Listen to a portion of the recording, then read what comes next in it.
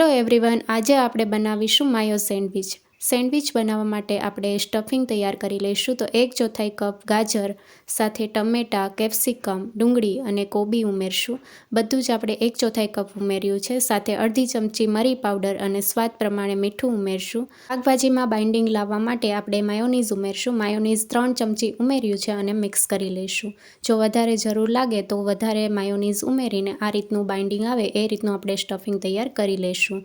અને હવે આપણે બ્રેડમાંથી આ રીતે કિનારી અલગ કરી લઈશું. તો બંને બ્રેડમાંથી આ રીતે કિનારી અલગ કરી લીધી છે. એક બ્રેડ ઉપર આપણે લીલી ચટણી લગાવી દઈશું અને બીજી બ્રેડ ઉપર કેચઅપ લગાવી દઈશું. બંને બ્રેડ તૈયાર થઈ ગઈ છે. હવે આપણે એક બ્રેડમાં જે વેજીટેબલનું સ્ટફિંગ તૈયાર કર્યું છે એ ઉમેરશું. સ્ટફિંગનું લેયર થોડું થીક રાખવાનું છે.